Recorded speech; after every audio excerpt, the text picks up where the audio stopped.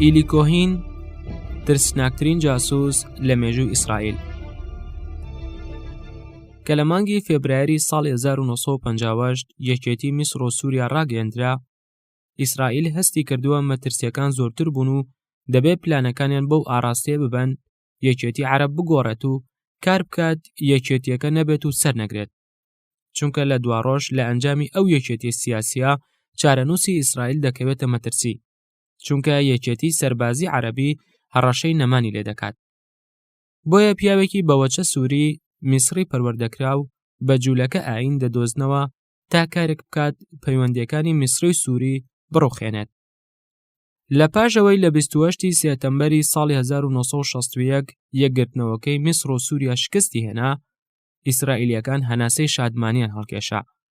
ئەوەش وە نەبێگەلی سووری هیزری سەرکردایەتی جەمال عەبدولناسریان پشتگوێ خست بێت، چونکە ئەگەری یەکبوونەکە هەرما بوو. بۆیە مخابەراتی ئیسرائیلی بۆ لەباربردنی یەکبوونەکەی نێوان ئەو دوو وڵاتە کارکەر بوون. لیڤی ئاشکۆڵی سەرۆکوەزیران بە سەرۆکی مۆسادی وتبوو یەکەم جار کە سووریەکان بیرۆکەی یەکبوونەکەیان لەگەڵ میسر پێشنیار کرد، ئێمەیان بە توندی هەژان، بۆیە نابێ بوار بدەین جارێکی تر ئەو هەواڵ و بەرنامەیە بمان هەژێنێت. سەرۆکی مۆساد لە ئاگادارکردنەوەکەی سەرۆکە نوێیەکەی باش تێگەیشتە بوو. لەو دەمانە کەسایەتی بەکتێگیراوێکی خۆیانی بەبیر هاتبووە کە ماوەیەکی زۆرە مەشقی پێدەکەن، ئەویش ئیلی کۆهین بوو. ئەو لە دیسەمبەری ساڵی 1924 لە شاری ئەسکەندەریە میسر لەدایک بووە. بەڕەچاڵەک سووریا و بنەماڵەکەی هاتوونەتە میسر. 7 برای هەبوو، هەمیان ڕەگەزنامەی میسریان هەبوو. لەوێش دەچێتە زانکۆ و لە ساڵی 1944 دەبێتە ئەندام لە ڕێکخراوێکی گەنجانی جوولەکە لە ئەسکەندەریە. لەو دەمانەوە ئەو دڵسۆزی بۆ ڕێکخراوەکە و پاشانیش بۆ دەوڵەتی ئیسرائیلی هەبوو. کە دەوڵەتی ئیسرائیل دامەزراوە، هەموو بنەماڵەکەی دەچنە ئیسرائیل، تەنها ئەو نەبێت. ئەو وەک کەسێکی کارکەر و بەکرێگیراو بۆ ئیسرائیلی تازە دامەزراو دەمێنێتەوە و لەگەڵ دەستەیەکی تری جوولەکە بۆ کاری پێویست و پابند بە دەوڵەتەکەیان دەمێنێتەوە و ئامادەیی کارکردن نیشان دەدات کە هەموو گاوێ لە خزمەتیاندا کار بکات. لە 15 یۆلیۆی ساڵی 1954 چەند تەقینەوەیەک دەستگا بەریتانی و ئەمریکیەکان و چەند سینەمایەک لە ناو قاهیرەدا وڵاتەکەی هەژان. بۆ بەیانەکەی چەند تەقینەوەی ترسناک و کاولکارانە شاری ئەسکەندەریەشی گرتووەتەوە. لەبەرەوەی ئیخوان الموسلیمین دژی پرۆژەی ڕێکەوتن بوو لەگەڵ بەریتانیەکان، بۆیە زوو ئەوان بەو کارانە تاوانبار کران. پاش لێکۆڵینەوە و چاودێری ورد، حکوومەتی میسری بۆی ڕوونبووەوە کەوا ئەو کارە تێکدارانە بەدەستی چەند گەنجێکی جوولەکە بوو. لەوانە 12 گەنجی جوولەکە گیران بە تاوانی ئەو کارە تیرۆریستیانە. چالاکیەکە بە ناوی سۆزانە ناسرا، هەروەها ناوی شەرمەزارەکەی لافۆنیشی لێنرا بوو. کۆهین یەکێک بوو لەو 12 گەنجەی بەو کێشەیەوە دادگایی کران، بەڵام لە دادگا تاوانەکەی لەسەر ساخ نەبووتەوە، بۆیە ئازاد کراوە. بەڵام چاوەکانی پیاوانی ئەمن بەردەوام چاودێری وردیان کردووە، بۆیە بە ناچاری سەفەری ئیسرائیلی کردووە و لە ساڵی 1957 سنووری بڕیوە و لە ئیسرائیل دامەزراوە وەک ژمێریارێک لە یەکێک لە کۆمپانیەکان کاری کردووە. بەڵام ئەو بەردەوام چاوی لە کاری جاسووسی بووە. 2 جار خۆی سەردانی دەستگای مۆسادی کردووە و حەزی لە کاری جاسووسی کردووە و ئەو ئارەزووی بۆیان وڕۆژاندووە. بەڵام هەردوو جار بەرسفی ڕاستی بوون و ئەرێ وەرناگرێت. تا ڕۆژێکیان کابرایەک دەستی دەگرێت و مژدەی ئەوەی دەداتێ کەوا مۆساد ئامادەیە کاری پێ بکات. ئەگەر لە ئەزمون و مەشقە تایبەتەکانی پێویست دەرچوو، تێگەیشت ئەو کارە مەترسی زۆرە و ژیانی دەکەوێتە مەترسیش. کە باسی ترس و مردنیان لەگەڵ کردبوو، کەمێک نیگەران بوو. ئارەزوی و جارانی نەمابوو. بەڵام ڕۆژێکیان لە ناکاو فەرمانی دەرکردنیان لەسەر کارەکەی بۆ دەرکردبوو. ئەویش زوو تێگەیشت بوو کەوا ئەو نانبڕینە لەلایەن مخابەراتەوە بووە، بۆیە بە ناچاری خۆی تەسلیمی مۆساد کردووە و بڕیاری کارکردنی بۆ بەرژەوەندی ئەواندا بوو. سەرەتا ئەوان چەند ڕاهێنانێکی سادە و ئاساییان پێکردبوو، فێری چەند ئامێرێکی پێویستیان کردبوو. یەکەم هەنگاو پێیان وتبوو دەبێت تۆ لە تەلەڤیڤەوە بچیتە قودس، لەوێ ڕوو لە کاری گرتی گەشت و گوزاری بکەیت. لەوێ پاسپۆرتێکی فەڕەنسیان بە ناوی جوولەکەیەکی میسری بۆ کردبوو. لەوانەی لە میسرەوە گەیشتبوونە وڵاتی خواروی ئەفریقیا و ئێستاش بۆ ماوەیەکی کاتی لە ئیسرائیلە. بەو پاسپۆرتەوە 10 ڕۆژ لە قودس دەمێنێتەوە. ئەو لەو ڕۆژانەدا تەنها بە زمانی فەڕەنسی و بە زاراوەی میسریش قسە دەکات و ناوی کرابوو بە مارسیل کویان. پاشان پێیان وتبوو ناکرێ ئەگەر بشکوژدەیت ناوە کۆنەکەی خۆت بڵێیتەوە یان هەڵەیەک بکەیت، بەردەوام خۆت چاودێری خۆت بکە. لە کۆتایی مانگی دیسەمبەری ساڵی 1960 ئەو بۆ کارکردن لە وڵاتێکی عەرەبی ساز و ئامادە بوو. دەبوایە کار بۆ ڕووخانی هزر و بەرنامەی یەکبوونی میسری سووری بکات. دەبوایە ئەو بگاتە کەسە نزیکەکانی دەسەڵات و لەناو ئەو بازنەیەدا کار بۆ کۆتەتایەک بکات. دەبوایە بچێتە میسر یان سووریا. بەڵام لە کۆتایی بڕیاریاندا بوو ئەو نەچێتە میسر، با چالاکیەکەی لەناو سووریا بکات، چونکە زەمینەی ناو سووریا بۆ ئەو کارە لەبارتر بوو. مۆساد سەرەتای بەرنامەی کارەکەی کۆهینی لە ئەرجەنتینەوە بۆ دانابوو. ئەوەشیان لەبەر دوو هۆکار بوو. یەکەمیان ملحەقە سەربازیەکەی سووری لیوە ئەمین حافیز لەوێ بەوە ناسرا بوو کە زۆر دژی یەکبوونی میسری سووری بوو. زۆریش ڕقی لە ڕژێمی جەمال عەبدولناسر بوو. دیارە ئەویش بیر و حەزی کوتتای سەربازی لە ناو سوپای سووری هەبوو. دەبوایە کار و بەرنامەیەک بۆ ژیان و گەیشتن بە سووریای بۆ ساز بکەن. بۆیە ئەفسەرەکەی مۆساد پێی وتبوو من ژیاننامەی ڕۆژانی ئەرجەنتینت بەو شێوەیە بۆ دادەڕێژم کەوا تۆ لە بەیروت لەدایک بوویت، لە تەمەنی 3 ساڵیەوە بە ماڵەوە چوونەتە ئەسکەندەریە و لەو ڕۆژەوەش ناوت دەبێتە کامیل ئەمین سابت، ناوی دایکت سەعیدە ئیبراهیمە. بەڕەچاڵەکیش ئێوە سوورین و ساڵێک پاش مردنی خوشکێکت هاتوونەتە ئەسکەندەریە. لەو ڕۆژەوە تۆ کوڕی بازرگانێکی کاری ڕستن و چنینیت. بۆیش لە ساڵی 1946 باوکت سەفەری ئەرجەنتین دەکات. پاش ماوەیەکی کورت نامەیەکت بۆ دەنووسێت تۆش بچیتە ئەرجەنتین. لە ساڵی 1947 ئێوەش بە ماڵەوە دەچنە ئەرجەنتین. لەوێ باوکت لەگەڵ بازرگانێکی ئەوێن دەرێ لە بۆینس ئایرس دەبێتە شەریک. بەڵام باوکت لە بازرگانەکەی زەرەر دەکات و پارەی نامێنێت و لە ساڵی 1956 باوکت لە خەفەتا دەمرێت. 6 مانگ پاش مردنەکەی ئەو دایکیشت دەمرێت. تۆش لەگەڵ مامێکت کار لە نووسینگەیەکی گەشت و گوزار دەکەیت. لەو کارە سەر دەکەویت و پارەیەکی زۆرت دەست دەکەوێت. بەو شێوەیە و بەو بەرنامەیە ئەفسەرەکە قسەکانی تەواو دەکات و پێی دەڵێت ئێستا دەتوانێت بچیت بەلای کاری خۆتەوە و ئێمەش هەموو پێویستی ڕسمیەکانت بۆ ئامادە و ساز دەکەین. بەیانیش پەیوەندیمان پێوە دەگریت. لەو دەمانە ئەفسەرەکە بە ناوەنوێیەکەی بانگی دەکات و پێی دەڵێت کامیل، ئەویش لەبەرەوەی دەرسەکانی باش وەرگرتە بوو بۆ یەکسەر ئاوڕی لێ دەداتەوە. ئەفسەرەکە ئافرینی لێ دەکات و پێی دەڵێت بەڕاستی وەک عەرەبێک جوڵایتەوە. ئەوەی ماوە تۆ سمێڵێکی گەورەش بۆ خۆت پەروەردە بکە. لەو ڕۆژەوە مخابەراتی ئیسرائیلی بە ڕێگای نوێنەرێکیان لە ئەرجەنتین بەردەوام چاودێری کۆهینیان دەکرد و دیمانەیان دەبوو. ئەو کە گەیشت بۆ ئەوێن دەرێ هەموو شتیان بۆ ساز کردبوو. لە بانگ پارەیان بۆ دانابوو بە ناوی کامیل ئەمین سابت. شوقەیەکیان لە گەڕێکی کولی لە ناو سنتەری شاری بۆینس ئایرس بۆ گرتبوو. مامۆستایەکیان لایەنەی عەرەبە موسڵمانەکان بۆ گرتبوو دەرسی زمانی ئیسپانی پێدەوتەوە. خەڵکی زۆریش لە عەرەبە پەناهەندەکان سەردانی ئەو یانەیان دەکرد. لەوێ بایەخی زۆری بە جورجیت کیژە گچکەکەی هەواری ناودار دەدا کە لە کۆمپانیای ئەسووی پترۆڵ بەرپرسی لە قەناخۆیەکانی بوو. ناوی کامیل سابت لە ناو خێزانە سووریەکان بە باشە زوو بڵاو دەبێتەوە. ژمارەیەکی زۆریش ئەویان ناسی. وەک گەنجێکی خۆش ناوی دەهات، بە تایبەتی لە ناو مێینەکان. هێدی گەیشتە ناو دەستەی کەسە ناودارەکان. هەفتانە 3 جار سەردان یانەکەی دەکرد.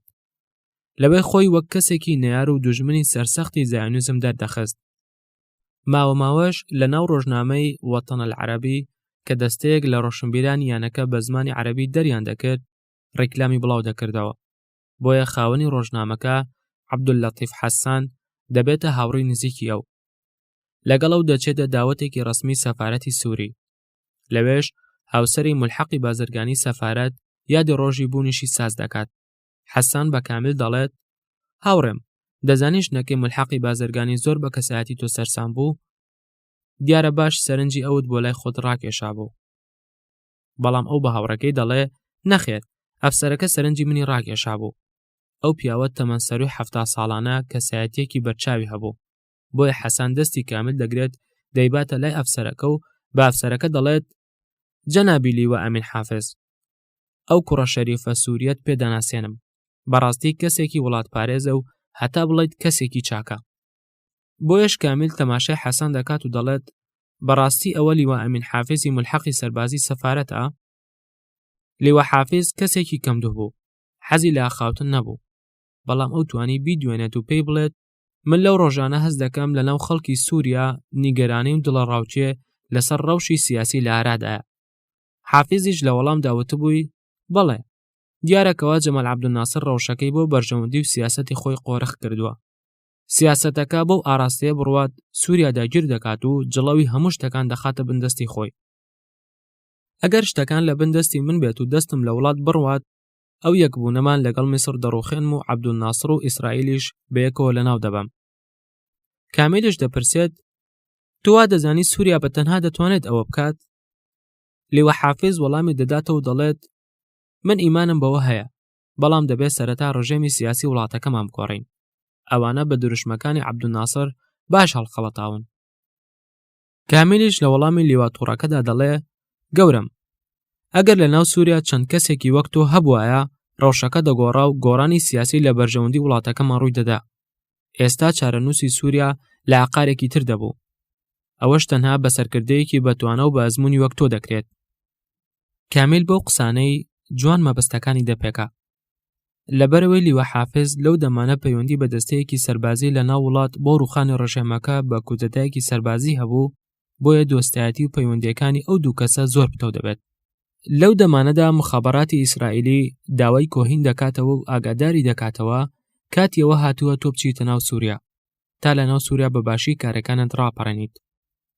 هەموو کارەستە و پێویستەکانیان بۆ دابین کردویت، دەستگاکانی گەیاندنیان بۆ دابین کردویت تا بچیتە ناو سووریا. ئەو بە دەریا گەیشتۆتە ناو شاری بەیروت، لەوێ بازرگانێکی سووری دەناسێت. ئەو کارمەندانی گومرگ و سنووری سووریای دەناسی و بە بەخشینی پارەیەکی زۆر بازرگانە سووریەکە توانی بووی کەلوپەلەکانی کامیل بەبێ تەماشاکردن دەرباز بکات. ئەو وەک بازرگانێکی سووری گەیشتە ناو دیمشق. لە گەڕەکی ئەبوڕمانە لە بەرامبەر بینای سەرکردایەتی سوپای سووری وێلایەکی بەکرێ گرتبوو. وێلاکەی ئەو لە نزیک دیوەخانەی گەورە بەرپرسانی حکوومەتی سووری بوو. خاوەن مڵکەکە داوای کرێی پێشینەی 1 ساڵی لێ دەکات. ئەویش بێ بیرکردنەوە دوودڵی 1300 پاوەندی لە دەست دەکات. کابراکە بە زووترین کات هەواڵی کرێچێکی دەوڵەمەندی خۆی بە هاوسەکانی دەگەێنێت. کە هاتنی هاوسێ دەوڵەمەندەکە لە دەڤەرەکە بڵاو دەبێتەوە، هەمویان هەڵپەی ئەوە دەکەن سەردانی بکەن. لەو ڕۆژانەی کامیل گەیشتووە دیمشق چەند هەفتەیەک بوو یەکبوونەکەی میسر و سووریا هەڵوەشابەوە، بۆیەش مخابەراتی ئیسرائیلی داوای کردبوو ئەو بە زووترین کات بگاتە سووریا. هەموو لە یەکوایان دەزانی هەوادارانی یەکبوونەکە کوتەتایەکی سەربازی دەکەن و تۆڵەی هەڵوەشاندنەوەکە دەکەنەوە. بۆیە ئەو دەمانە حکوومەتی سووری سەرقاڵی بەرنامە و کاری تر بوون، نەدەپڕژانە سەر هاتن و کارکردنی ئیسرائیلەکان. بیریان لەوە نەدەکردەوە ئەو بێدەنگی و خاڤەڵگیریە دەبێتە مەرگ و گۆڕستانی هەموو لایەکان.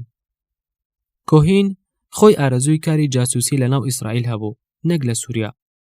ئەو لە خوێندنگاکانی ئەسکەندەریە فێر بووە و زاراوی میسری چاک زانیوە. ئەو دەیویست تۆڵەی هەرسێنانی چالەکەکەی سۆزاناش بکاتەوە کە لەلایەن ئیسرائیلیەکان بە ناوی شەرمەزاریەکەی لافۆن دەناسرا. هۆکارەکانی سوربوونی ئیسرائیل بۆ چوونی کۆهین بۆ سووریا نەک میسر ئەوەش بوو کەوا میسرەکان دەروازەکانیان توند و تۆڵترە و بەرنامەی مخابەراتیان باشترە، بە تایبەتی ئەوانەی لە دەرەوە دەگەنە ناو میسر. ئاشکرا مخابەراتی میسری لە هەموو مخابەراتەکانی تری وڵاتانی عەرەبی چالاکتر و شایستەتر بوو. ئەوە لەو ڕۆژانە پاش هەرەسی یەکبوونەکە سووریا باشترین پێگە بوو بۆ لێدانی میسریەکان و کەسایەتی جەمال عەبدولناسر و سوکردنی کەسایەتی عەرەب. بەوەش ئیسرائیل کاری دەکرد جارێکی تر ئەو دوو وڵاتە هەرگیز لە دوا ڕۆژ بیر لە یەکبوون و هەڤاڵبەندی نەکەنەوە. بۆیەش ئیلی کۆهین یان کامیل ئەمیل سابت بووە ترسناکترین جاسووسی کارکەر بۆ ئیسرائیل. ئیلی کۆهین کەوتۆتە ناوجەرگەی شاری دیمشق. لە دوای ئەوەی ئەو ماوەیەکی کورد لە دیمشق دەمێنێتەوە، زوو دەبێتە جێگەی سەرنجی بەشێکی زۆری کۆمەڵگای سووری. وەک چۆن مخابەراتی ئیسرائیلی دەیویست ئەو وا هەڵسوکەوتی دەکرد. ئەو بەوەش ناسرا کەوە ئەو ملیۆنێرێکی سووریە و لە تاراوگە ژیاوە و پیاوێکی وڵاتپارێزە و زۆرش ڕقی لە ئیسرائیلە. بەردەوام داواکارە عەرەب شەڕی ئیسرائیل بکەن. بە هیچ شێوەیەک سەرکردایەتی میسریان قبوڵ نییە کە داخوازە دەسەڵات لەسەر وڵاتانی عەرەبی بچەسپێنێت. ئەوەش خەونی کەسایەتی ئەو بووە. دەستگاکانی مخابەرات تا بەکرێگیراوەکانیان ئاشکرا نەبن تا پلانەکانیان نەدۆزرێتەوە داوایان لێ دەکرێت ڕۆژانە زۆر سادە و نۆرماڵ ژیان بەڕێ بکەن. کۆشش بکەن کەس گومانیان لێ نەکات. زۆر جار وا ڕوویداوە کەسێکیان بۆ ماوەی 15 ساڵ و 20 ساڵ چاندووە. اینجا لە ڕۆژێک و لە کاتێکی گونجاو کاری پێدەکەن. بەڵام لە کەیسی ئەو مۆساد بە جۆرێکی تر هەڵسوکەوتی کردووە، چونکە هەسی دەکرد کاتەکان لە بەرژەوەندی ئەواندا نییە، چونکە زۆر دوور نییە پەیوەندی میسر و سووریا بگەڕێتەوە ڕەوشی ئاسایی جارانیان. ئەگەر دووبارە یەکبوونەکە نوێ بێتەوە و ئەو دوو وڵاتە یەک بگرنەوە، دووبارە جەمال عەبدولناسر دەبێتە پاڵەوانی ناوچەکە و بڕیار و پلانەکان هەموو دەگەڕێتەوە بندەستی ئەو. مخابەراتی ئیسرائیلی هەموو شێوازەکانی خۆشگوزەرانی بۆ ئەو فەرەهەم کردبوو. ئەویش وەک ملیۆنێرێکی سووری دەجوڵایەوە و پارەیەکی زۆری بۆ چالاکیەکانی حیزبی بەعسی دەسەڵاتدار لە سووریا سەرف دەکرد. پارە زۆرەکەش بە بانکێکی ئەمریکی لە دیمەشق دەگەیشتە دەستی ئەو. پیاوەکە وەک کەسێکی شیاو بۆ پۆست و شوێنی شیاو کاری دەکرد، بۆیش هەموو دەروازە باڵاکانی کۆمەلگای سووری بۆ ئەو لەسەر پشت بووە. دەفتەری شێکەکانی ئەو پیاوە هەموو کارەکانی ئاسان دەکرد. بە دیاریەگرانەکانی وەک پاڵتۆ و بۆن و دیارە نازدارەکانی بازاڕەکانی پاریس توانی بووی ژینی بەرپرسەکانیان باش ڕازی بکات. هەموو لایەک گەیشتبوونە و قەنەعەتەی ئەو پیاوە سووریا کارەکانی لە بەرژەوەندیە باڵاکانی سووریادایە. ڕۆژێکیان سالم سەیف بەڕێوەبەری ئێزگەی سووریای داوایەکی زۆر هەندەر و چاوەڕوان نەکرای بۆ پێشنیار دەکات. داوا دەکات بەرنامەیەکی ڕاستەوخۆ بۆ سووریەکانی ئەمریکای لاتینی بۆ ساز بکات. بەپێی ئەزموونەکەی خۆی لە ژیانی تەڕاوگا کاراسانیە بکات، پەیامێکی کاریگەر بگەێنێتە ئەو سووریانەی لە وڵاتانەدا دەژین کە کۆششێک بێت ئینتیمایان بە وڵات ببەستێتەوە. کامیل یەکسەر بە کامەرانیەوە ئەو هەلە دەقۆزێتەوە. پاژەوەی ماوەیەک لە بەرنامەکانی لەو ئاراستەوە کار دەکات، بۆی ئاشکرا دەبێت بەڕێوەبەری ئێزگەکە سالم سەیفیش بۆ بەرژەوەندی مۆساد کارکەر بوو. لە سەردانە بەردەوامەکانی ئەو بۆ ئێزگەکە نووسەر و کارمەندەکانی میدیای سووری ناز دەکات. لەبەرەوەی ئەو لە ناو ئێزگەکەەوە بەرنامەکانی پەخش دەکرد، بۆی ئەو بە ئاسانی بە ئامێرە ڕادیۆیەکانی ئەوانیشەوە شفرە نهێنیەکانی دەگەیاندە مخابەراتی ئیسرائیل. ئەو نامە گەورەکانیشی لە ناو گەنجینە هونەریەکان دەشاردەوە و بە ئادرەسێکی دیاری ناو پاریس ڕەوانی دەرەوەی دەکرد. ئەو وەک کەسێکی بازرگان و سەرمایەدارێک چالاکی کردووە، بۆیەش بواری بۆ ساز دەبوو کۆنتاکت و بۆندی نائاسایش مۆر بکات. ئەو بە دوو شێوە نامەکانی دەگەیاند. یەکەمیان لە ماڵە گەورەکەی خۆی ئامێرێکی بێتەلی پێشکەوتووی دانابوو، لەبەرەوەی ماڵەکەی لە شوێنێکی زۆر لاچەپ و نزیک بوو لە دەستگا سەربازیەکان، بۆیە گومانی لەسەر بوو. لە ئێزگەکەی سووریش بە ئاسانی نامەنهێنیەکانی بە شفرەکانی دەنارد. ڕەش و سپی. ئیسرائیل لە کۆنەوە دراسەتی عەقڵیەتی کەسایەتی عەرەبی کردبوو، کەوا ئەوان تەنها ڕەنگی ڕەش و سپی دەبینن. ئەوان هەست بە بوونی ڕەنگی تری نێوانیان ناکەن. سووریەکان بە ئاسانی بڕوایان بە کەسایەتی ئیلی کۆهین کردبوو، کەوا ئەو دەوڵەمەندێکی سووریە و لە تاراوگە گەڕاوەتەوە و پارەی زۆرە و زۆریش چاوتێرە و بەردەوام میوانی زۆرە و زۆرش ڕقی لە ئیسرائیلە و بەعسێکی توندڕەوە و دڵسۆزی وڵاتی سووریایە و ڕقی زۆریشی لە سەرۆک جەمال عەبدولناسرە. ئەوان هیچ گومانی پێچەوانە و کەسایەتیەکی تریان لەو پیاوە نەدەکرد. مخابەراتی ئیسرائیلی بۆ گفتوگۆ و وەرگرتنی زۆرترین زانیاری کۆهینیان داوا کردبوو.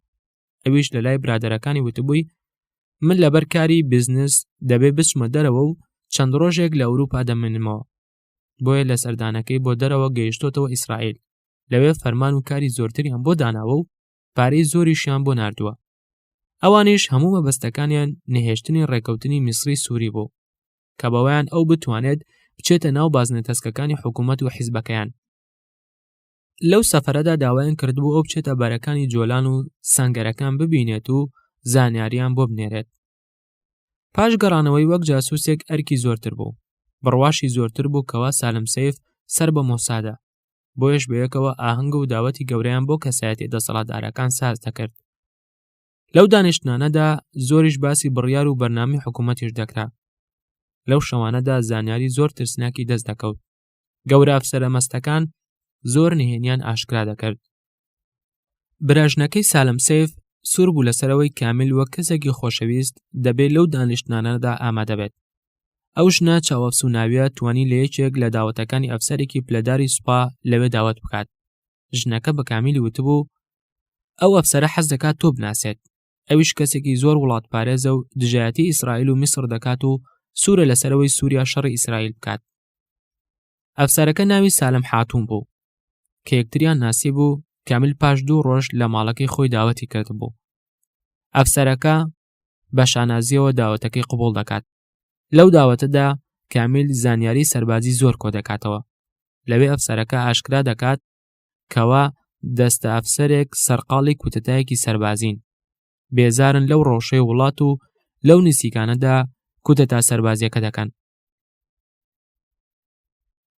ئەو دەستی دەگاتە ناو ڕیزەکانی سوپای سووری. جاسووسەکە میوانەکەی بەڕێ کردووە و لە ماڵەوە چاوەڕوانی کاتی بێتەلەکەی بوو. لەو ڕۆژەوە ئەو زانیاری سەربازی گرنگی دەگەیاندە ئیسرائیل. پاش 2 ڕۆژی تر ئەو لە ڤێلاکەی خۆی ئاهەنگێکی گەورەی ساز کردبوو. زۆر کەسی داوت کردبوو. لەوانە عەقید حاتومیش ئامادە بوو. لەبەرەوەی میوانەکان زۆران ئەفسەری پلەداری سوپا بوون، بۆیە وەزارەتی بەرگری سووری بۆ خزمەتکردنی میوانەکانی کامیل دەستەیەکی ژۆڵەی بۆ بەردەستی و خزمەتکردن ناردووە خزمەتی ئەو. ئاهەنگەکەشی بە ناوی ڕۆژی لەدایکبوونی خۆی ساز کردبوو. لەوێ حاتوم بە کامیلی وتبوو: من ئەو شەوە و لەو ئاهەنگەدا هەناسەیەک بۆ پشودان هەڵدەمژم. من ماندوم لە سەنگەرەکانی پێشەوەی بەرەکانی سەر سنووری فەڵەستینەوە هاتووم. شەوانە لە ناو کون و ژێرزەمینەکانی سەر سنوورەکان بە ناڕەحەتی ڕۆژانەمان بەڕێ دەکەین. با ئیم شەو بۆ خۆمان بژین. دیارە کامیل بە ئیسلوبی تایبەتی خۆی ئەفسەرەکە ڕازی دەکات بیباتە سەر سنوور و سەنگەرەکانی کە بەڕووی ئیسرائیل لێدراون نیشانی بدات. ئەفسەرەکەش ئامادەی نیشان دەدات کەوا کەسێکی وڵاتپارێزی وەک ئەو بباتە سەنگەرەکان و ڕەزامەندی سەرکردایەتی بەرەکەش مسۆگەر دەکات. کامیل سەردانی سنوورەکەی کردبوو کە زانیاری بە مۆساد دابوو کەوا ئەو سەنگەرەکانی دیوە.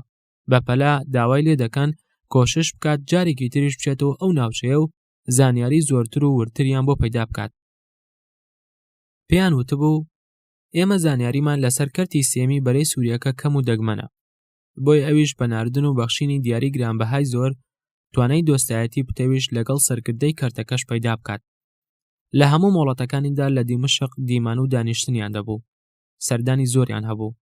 تا ڕۆژێکیان لە کاتی ناردنی بروسکەی تایبەتی بۆ تەلەبیب لەسەر سەریشی ئامادە دەبێت. پاش ماوەیە کارکردن لەو بازنەیە کامیل بەپەلا داوا دەکرێت بگاتە ئیسرائیل.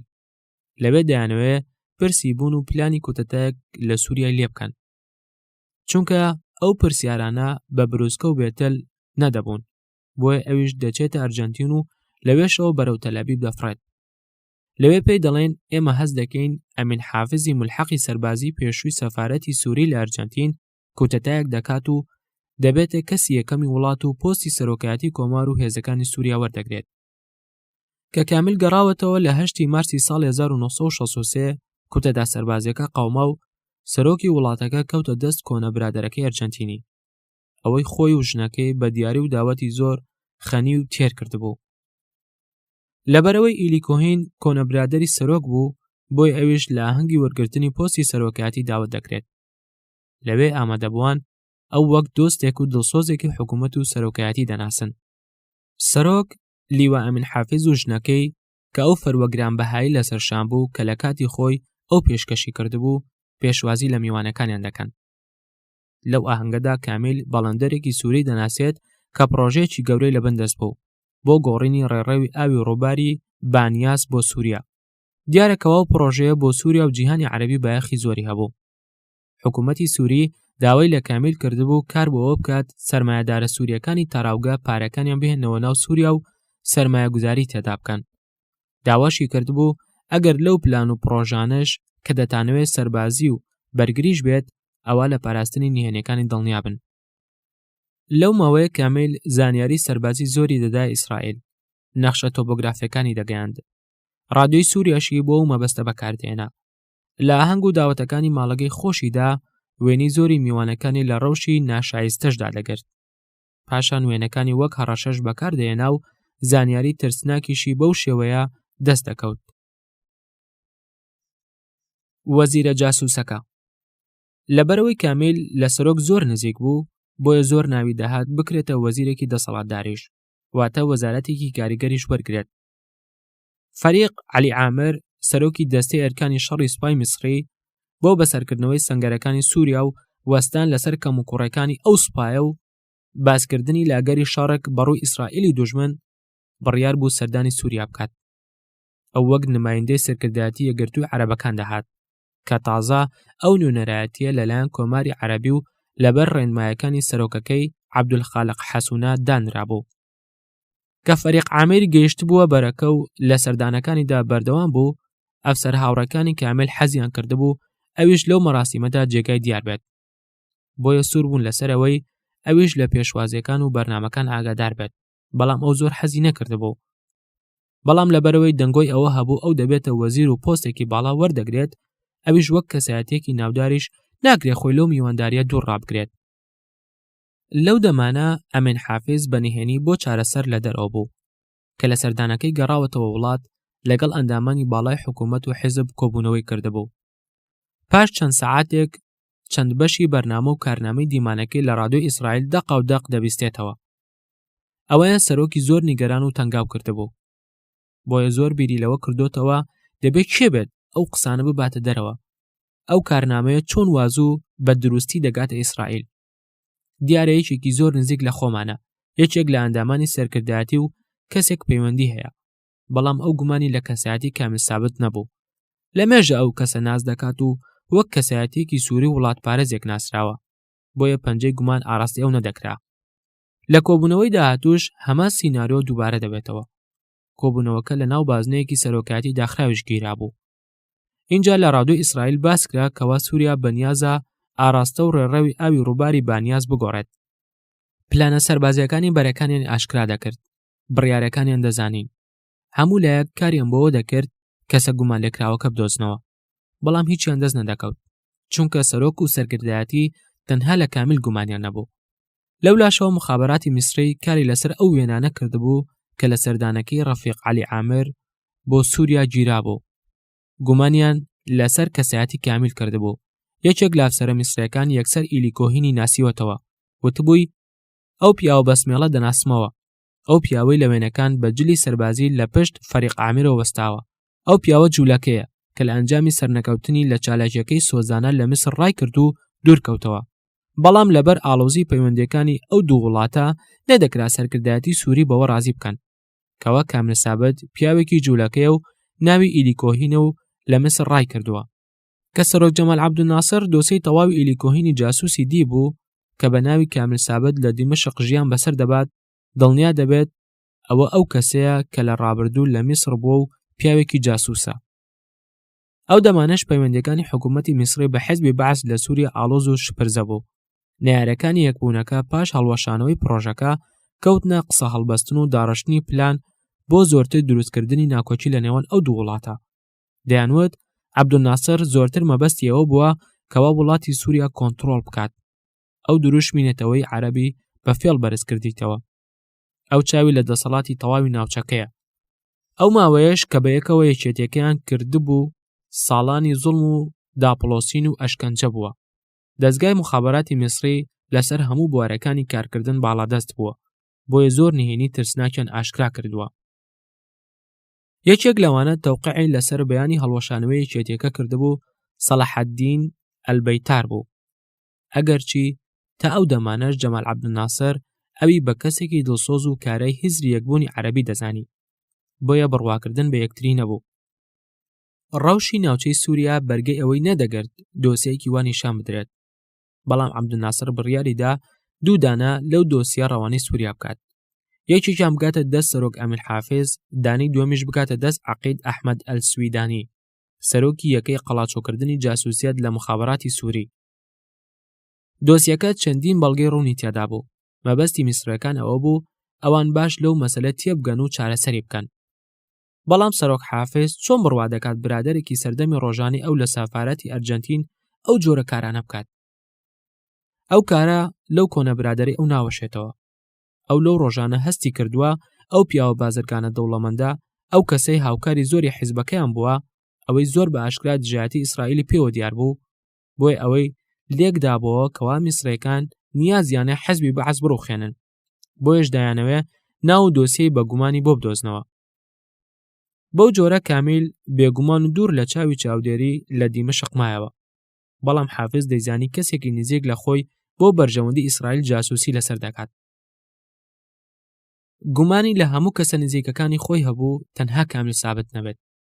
نەیدەزانی جاسووسەکە ئەوە و لە ژووری نووسنەکەی خۆیدا بێتەلی داناوە و بە شەفرە نامە ئاراستی مۆساد دەکات. لەو لاشەوە کامیل دڵنیا بوو دەستگا مخابەراتەکانی سووریا سستن، بۆیە بێ گۆڕان و جوڵەکردن بە ئامێر و شفرەکانی کاری کردووە، چونکە ئەو دەمانە هەموو سووریەکان ئەوەندەی سەرقاڵی جەمال عەبدولناسر بوون ئەوەندە بیریان لە ئیسرائیل نەکردوێتەوە. کامیل سابت لە ئۆکتۆبەری ساڵی 1964 نامەیەکی شفرەداری دەگاتە دەست، تیایدا داوا دەکەن بە زووترین کات بگاتە تەلەڤیڤ. ئەویش بلیتی فڕۆکەی زیۆرخ لە سویسرا دەبڕێت و لەوێشەوە بۆ ئەرجەنتین، لەوێشەوە دەگەڕێتەوە ئەوروپا و سوار دەبێت بەرەو ئیسرائیل دەفرێت. بەو شێوەیە مۆساد چاک سەر لە چاودێریکردنی ئەو دەشێوێنێت.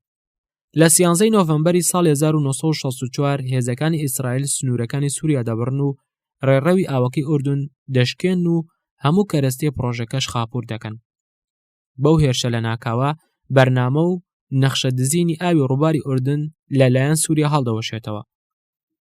لەو ڕۆژەوە سووریەکان بەو هێرشە زۆر وردپێکانە و زۆر وریانەی ئیسرائیلیەکان تووشی شۆک دەبن. دەرکەوت هەموو بەرەکە و سەنگەرەکان بەڕووی ئیسرائیل ڕوت بووە. دیارە هەموو خاڵەکان باش و ورد دراست کراون، بۆیە هەموو لایەک گومانیان لە چاو گوێیەکی زۆر ئاگادار هەبوو. پرسیار دەکرا دەبێ ئەو بەکرێک گیراوە کێ بێت. کامیل پاش ئەو زەبرە کوشندەی ئیسرائیل کە لە سووریا وەشاندی ئەو گەڕاوەتەوە سووریا و بە حەماسەتەوە توێتی ناکرێ ئێمە لەو هێرشەی ئیسرائیل بێدەنگ بین، کاتیەوە هاتووە سنوورێک بۆ دەست درێژیەکانی دابنین، چونکە ئەوانە دوژمنی سەرسەخت و پیسی نەتەوەی عەرەبیمانە. جەمال عەبدولناسریش لە قاهیرە وەک کەسێکی ترسنۆک و بێدەسەڵات سێری ئەو دوژمنە دەکات. دەبێ ئێمە لەو هێرشە دەستپێشخەر بین، هەموو وڵاتانی عەرەبی بۆ ئەو شەڕە پیرۆزە ڕاکێشین. ئەگەرچی ئەو بەو شێوەیە و بەو زمانەش قسەی دەکرد، بەڵام هەستی دەکرد وەک جاران پێشوازی ناکرێت، دەرگای ماڵی بەرپرسەکانی بەڕوودا ناکرێتەوە. بەڵام ئەو گومانی نەبوو ئەوان درکیان بە هیچ نەکردووە، وای دەزانی ئەوەشیان تەنها پارێزەرێکە ئاسایشی سووری ڕەچاوی دەکات و بەس، ئەگینا هیچی تر لە ئارادا نییە. ڕۆژێکیان سالم سەیفی بەڕێوەبەرەکەی ئێزگەی دیمەشق دڵسۆزانە ئامۆژگاری هاوڕەکەی کردبوو. پێی وتبوو من هەست دەکەم لە ناو سەرکردایەتی گومانێک و هۆشیارێک هەیە، جوولەکەیەکی نەئاسایی هەیە، بۆیە حەز دەکەم زۆر وریابە، ئاگاداری خۆت بە. دیارە مخابەراتی ئیسرائیلی ئیدی کۆهینی لە سالم سەیف دڵنیا کردبەوە ئەوەی جاسووسێکی خۆمانە و ترست لەو نەبێت، بەڵام ئەو بەسادەیی وەڵامی سەیفی داوەتەوە کەوا ترسی ناوێ. ئەو نیگەرانەی سەرکردایەتی سووری کاتیە و دەڕوات، چونکە ئەوان زۆرتر بیریان لە لای جەمال عەبدولناسرە نەک ئیسرائیل. لەبەر دژایەتی ئەو میسر ئاگیان لە دوژمنە سەرەکیەکەی خۆیان نەماوە. سەرکردایەتی مۆساد هەستی بە مەترسی لە ژیان و مانەوەی ئیلی کۆهین کردبوو، بەڵام چاوێن لە زۆرترین زانیاری بوو.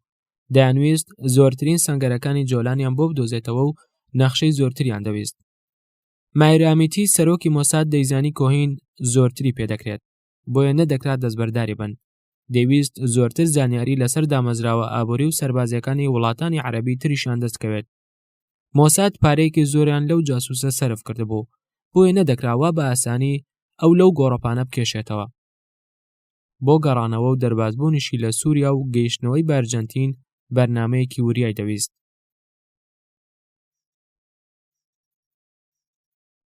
تەڵەکە و گیرانەکە. شەوێکی درەنگ لەگەڵ لێدانی دەرگای ڤێلاکەی بە ئاگا هاتبوو کە دەرگا دەکاتەوە عەقید سالم حاتومی هاوڕێی دەبینێ. لە بەرەکانی پێشەوەی جۆلانەوە هاتبوو. بەو شەوە درەنگە و بەو ڕێگا دوورە تەنها بۆ ڕابواردن و شەوچەرێک نەهاتبوو. هاتبوو چەند زانیاری ترسناک بگەێنێت. هاتبوو بڵێت لەسەران سەری بەرەکەمان ئەفسەرەکانمان هەست بە هەڵچوون دەکەن. هەموو دەنگیان هەڵبڕیوە و دەیانەوێت چەند دەستە کەماندۆیەک ڕەوانەی ناو ئیسرائیل بکەن. ئەفسەرەکە لەبەر خۆی وتبووی ئەو ئەفسەرانە ڕاناوەستن، ڕەوشەکە ترسناکە. بەیانێز و حاتم لە ماڵەکەی کامیل دەڕوات و ئەویش ئامێرە بێتەلەکەی لە بن سیسەمەکە دەردەێنێت و زوو ئەو زانیاریە نوێ دەکاتە بروسکەیەک بۆ ئیسرائیل. لەو بەیانێدا هەموو دیمشقیەکان لە شیرینە خەودا بوون، بەڵام کامیل خەریکی ناردنی بروسکە و زانیاری بوو. لەو دەمانە ئەو کە سەر بەرز دەکاتەوە دەبینێ پیاوێک لەسەر سەری وەستاوە، بەڵام کە باش لە چواردەورەکەی دەڕوانێ دەبینێ دەستەیەک ئەفسەری مخابەراتی سووری بە سەرۆکایەتی عەقید ئەحمەد ئەلسویدانی ژوورەکەیان گەمارۆداوە. سەرۆکی مخابەراتەکە دەستی لەسەر شاندا دەنێت و دەڵێت مەترسە، نامەکە تەواوکە، ئەگەر زانیاری زۆریشت دەوێت بۆ تەواو دەکەین. 3 ڕۆژ کامل سابت لە ژوورەکەی دەمێنێتەوە و لەوێش ناوەکەی دەگۆڕن و بە ناوە کۆنەکەی بانگی دەکەن. ئەویش بە چاودێری مخابەراتی سووری نامە ڕەوانەی ئیسرائیل دەکات، بەڵام ئەم جارە نامەی درۆ و ساختەی پێدەنووسن و بروسکەکانی پێڕەوانە دەکەن. بەڵام ئەو بەناردنی لەسەر خۆی نامەکان بەرپرسەکانی خۆی تێدەگەێنێت کەوا ئەو گیراوە و تۆڕەکەی دۆزراوەتەوە، چونکە زووتر ئەو شفریان لە نێواندا هەبووە. ئەگەر بروسکی لەسەر خۆی بۆ ناردن واتە ئەو گیراوە و ئاگاداری خۆتان بن. مخابەراتی سووری ئیلی کۆهن ناچار دەکات ئەو بروسکەی خوارەوە بگەێنێتە ئیسرائیل. بۆ سەرۆک وەزیران لیڤی ئاشکۆڵ و سەرۆکی مۆساد لە تەلەڤیڤ. لەو ڕۆژەوە ئیلی کۆهین و هاوڕێکانی لە دیمەشق میوانن، ئێمە هەز دەکەین هەموو هاوڕێکانی دەگەنە لامان. لە دوا ڕۆژیش ئێوە چارەنووسی ئەو کەسە دەبیستن. سەرۆکایەتی سووری هەواڵی گرتنی کۆهینیان بڵاو نەکردەوە. ئەو هەواڵە بۆ سەرۆک ئەمین حافیز و ژنەکەی و هەندێک لە برادەرەکانی زۆر کوشندە بوو. لە ڕووی بەڵگەکانیش هیچیان لەدەست نەدەهات. لەو دەمانەش ئەلسویدانی بە سەرۆک دەڵێت گەورم، ئەگەر زوو بە راپۆرتەکەی سەرۆکی میسری جەمال عەبدولناسر بڕوامان کردبایە ئەو زیانە ئەستورەشمان پێ نەدەکەوت. سەرۆک قسەکانی سەرۆکی مخابەراتی بە هەند وەرگرتبوو، بەڵام بۆ زیاتر دڵنیابوون خۆی لە زیندانە قسەی لەگەڵ هاوڕێ جاسووسەکەی کردبوو. بۆیەش پاش سەردانەکەی لە ژوورەکەی خۆیدا هاواری کردبوو وتبووی ئەی خودای مەزن، ئەوە چی ڕوودەدا؟ چی دەرچوو؟ ئەو پیاوە موسڵمانیش نەبوو. من بە چەند وشە و ڕستەی ئیسلامەتی ئیقناع بووم. سەرۆکی مخابەراتیش بە سەرۆک دەڵێت گەورم، ئەوە چاک دەزانی ئەو بۆ پۆستێکی باڵای وەزارەتیش کاندید کرابوو. لە پاش لێکۆڵینەوەی ورد دەرچوو 6 گەورە ئەفسەرانی سووری دەستیان لەگەڵ کامل سابتدا هەبووە. هەمویان زانیاری زۆر ترسناکیان گەیاندەبوو، لەوانە 7 کەسیان بە تاوانی ئاشکراکردنی نهێنیەکانی دەوڵەت و زیانگەیاندن بە پاراستنی نێتەوەی لە سێدارە دران. سەرۆکایەتی سیاسی سووری دادگاکەی کۆهینی لە پرۆسێکی زۆر نهێنی جێبەجێ کرد، بەڵام هەموو دانیشتەکانیان بە کامێرە تۆمار کردبوو. سەرۆک حافیز ئەوەی کردبوو تا سەرۆکی میسری هەموو شتەکان نەزانێت و میلەتی سووری ڕق و تووڕۆیان لە ڕووی ئەودا دەرنەبڕن. حکوومەتی ئیسرائیلیش بۆ ئازادکردنی ئیلی کۆهین لەسەر ئاستی نهێنی و بە ئاشکراش چەندین هەنگاوی نابوو. یەکێک لە پێناوەکانی ئازادکردنی جاسووسەکە وتبووی ئیسرائیل ئامادەیە ژمارەیەکی زۆری شۆفڵ و لۆری و کەرەستەی تەندروستی بداتە سووریا. ئامادەیە لە بەرامبەر ئەو پیاوە 10 جاسووسی سووری ڕزگار بکات. ئامادەیە 1 ملیۆن دۆلاریش بدات. بەڵام سووریا ئامادە نەبوو بە هیچ شێوەیەک سازش لەسەر لە سێدارەدانی ئەو بکات. بۆیە ئیسرائیل بە چەندین شێوە ویستبووی ڕای گشتی وا حاڵی بکات کەوا ئەو پیاوە لە دوور و نزیک پەیوەندی بە مۆساد نەبووە. حکوومەتی سووری لە بەرنامەی بەردەوامی خۆی بۆ دژاتی سامیەت پیاوێکی بێتاوانی جوولەکە بە ناوی جاسووسیەت دەکوژێت. ئیسرائیل بە چەندین شێوە و لە ڕێگای ڕێکخراوەکانی مافی مرۆڤ و شاژن ئەلیزابێتی دووەم و فاتیکان و 22 ئەندامی ئەنجومەنی عمومی بەریتانی و سەرۆک وەزیرانی پێشووی کەندا و 2 سەرۆکی پێشووی فەڕەنسی و سەرۆکی لێبوردنی گشتی و وەزیری دەرەوەی ئەرجەنتینیان ڕاستپاردبوو کەوا کۆهین ئازاد بکەن و حکوومەتی سووری بە هەر شێوەیەک بێت ئەو ڕادستی حکوومەتی ئیسرائیلی بکاتەوە. بێجگە لەوانە ئیسرائیل 2 پارێزەری فەڕەنسیشی بە ناوی ژن و منداڵەکانی بۆ گرتبوو. بەڵام حکوومەتی سووری بۆ ئەو 2 پارێزەرە هیچ ئاسانکارێکی نەکردبوو. ڕۆژانە و ڕۆیڕۆسمی دادگایەکەش لە دیمەشق بە ئاسانی بەڕێوەچوو. ئەو لە ینایری ساڵی 1965 گیرا و لە 19 مارسدا دادگایەکەی کۆتایی پێهێنا بوو. سەرۆکی سووریش ئیمزای لە سێدارەدانەکەی کردبوو. لە 18 مایۆ هەمان ساڵدا بڕیارەکە جێبەجێکرا. لە ڕۆژنامەی جەریدەی کوێتی لە ڕۆژانی 9 و 10 و 11 سێپتەمبەری ساڵی 2008 بڵاوکراوە.